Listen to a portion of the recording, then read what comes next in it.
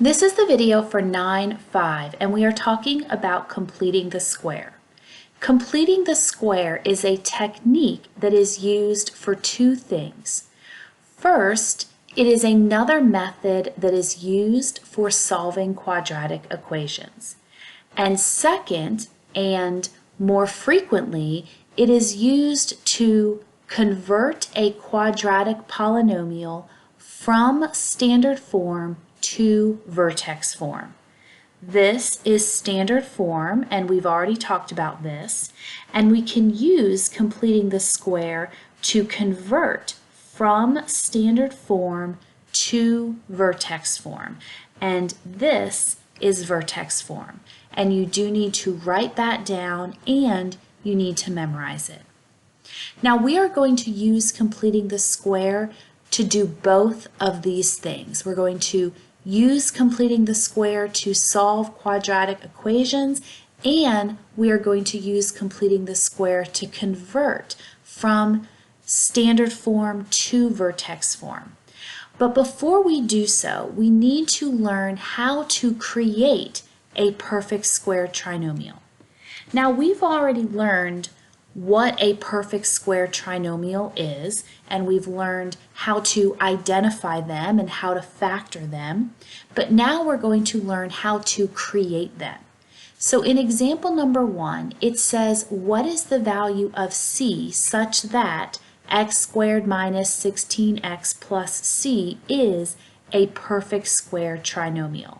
In other words, what can we add to a binomial in order to create a perfect square trinomial?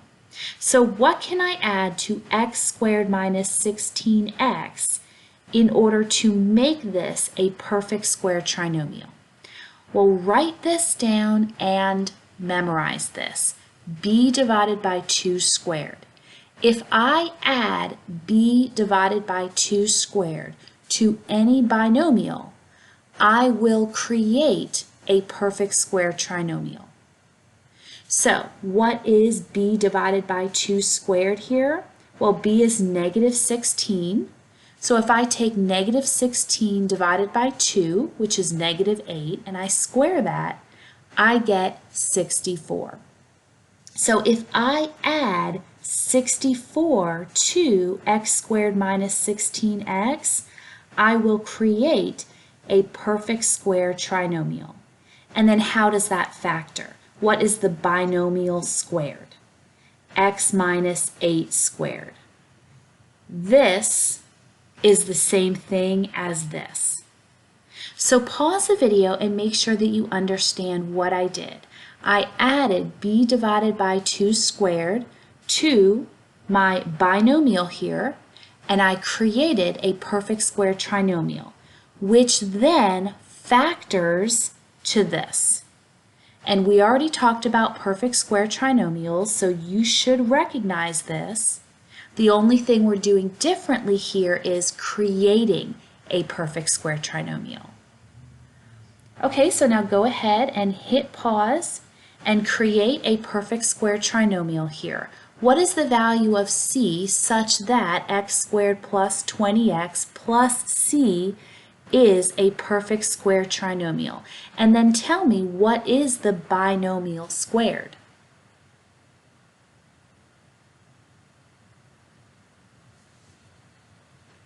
And here's the answer. If I add 100 to x squared plus 20x, I will create a perfect square trinomial, which then factors to x plus 10 squared. Okay, so now that we've gone over that, now we are going to solve by completing the square. I did upload a handout which describes the steps that are in this process. So make sure you've printed out that handout, have it with you, and work these problems out with me following those steps. So what's the first thing we have to do here when we are solving by completing the square? And remember what we're trying to do. We're trying to find the values of x that will make this equation equal to 0. So how do we do that? Well, the first thing we have to do is bring c over. So I subtracted 16 from both sides.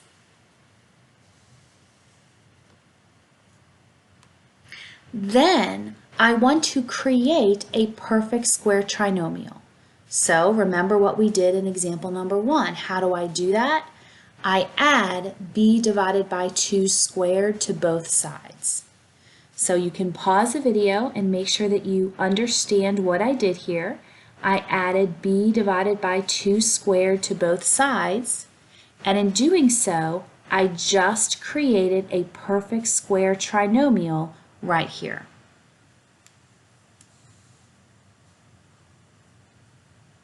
So what is the binomial squared? In other words, factor this. This right here is the same thing as x minus 7 squared. So my whole purpose for doing all of this is to create a perfect square here, is to create a perfect square trinomial which factors down into a binomial squared. Okay, so now I solve for x. How do I solve for x? And all of this algebra you've already done before. Solve for x. What do I need to do? I need to find the square root of both sides. Then I added 7 to both sides. And this is my final answer.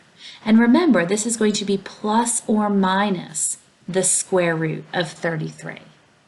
And so this is my final answer because I cannot simplify this any further. So that's the basic process, and those steps do not change from one problem to the next. The only thing that makes one problem more complicated than another is sometimes the math itself can get more complicated if you start dealing with a lot of fractions. Okay, so now go ahead and hit pause and follow the steps to solve this problem by completing the square.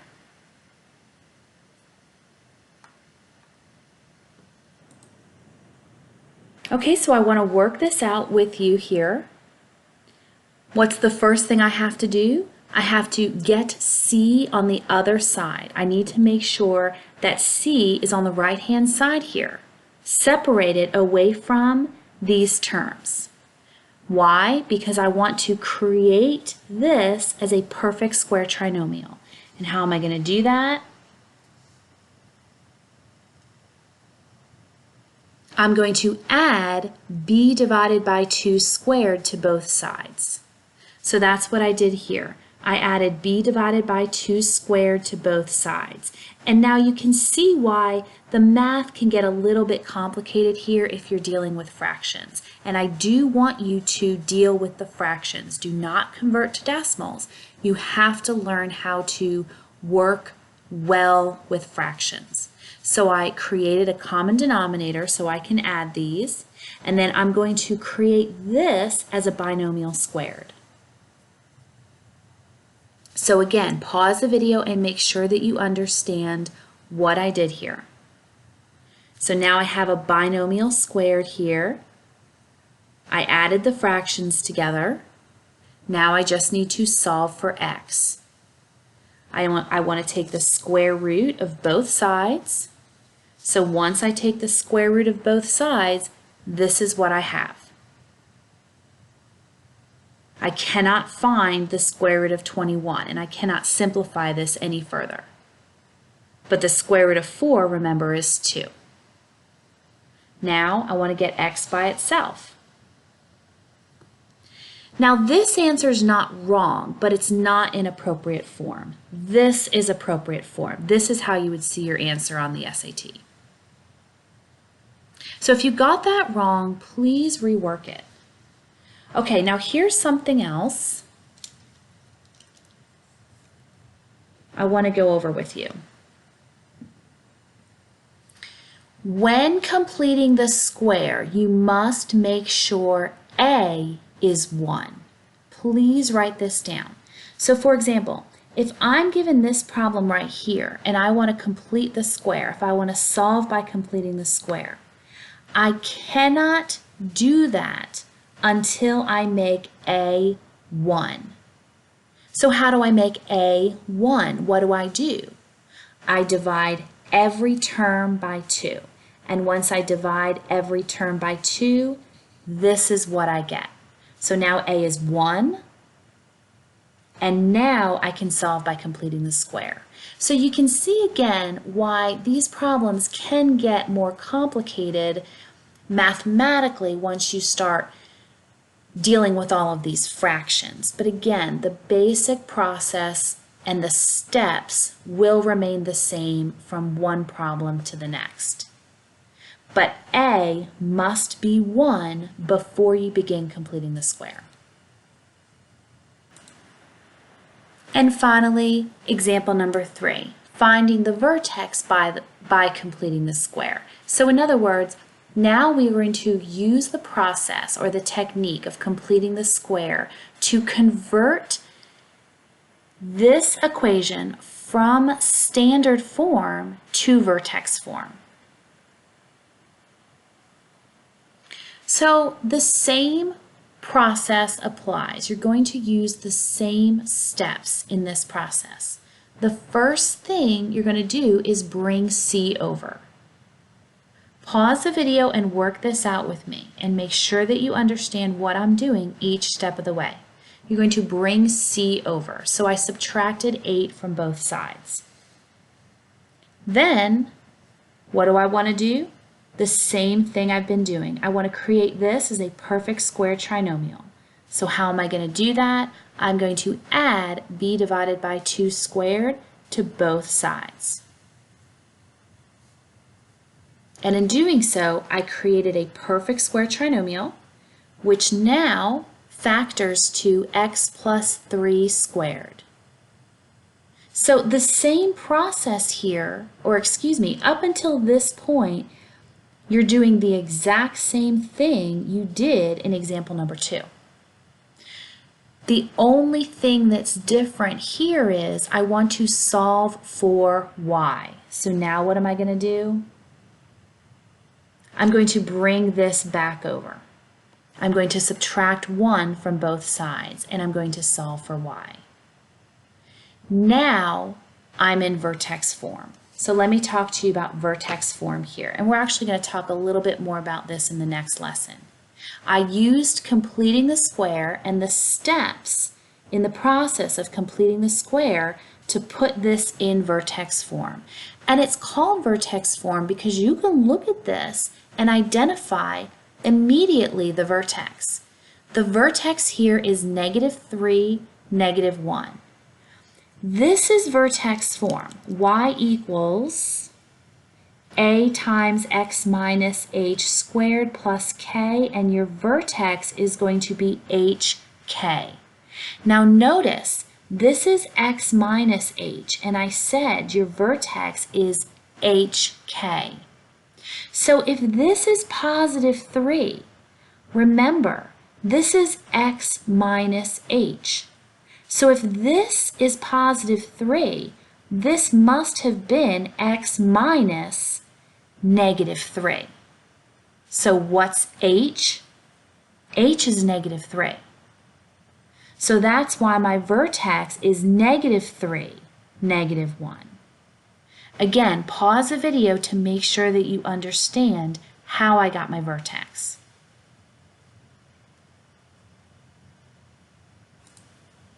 So now I want you to pause the video, work out this on your own problem, use the process of completing the square to put this in vertex form, and then identify what is the vertex.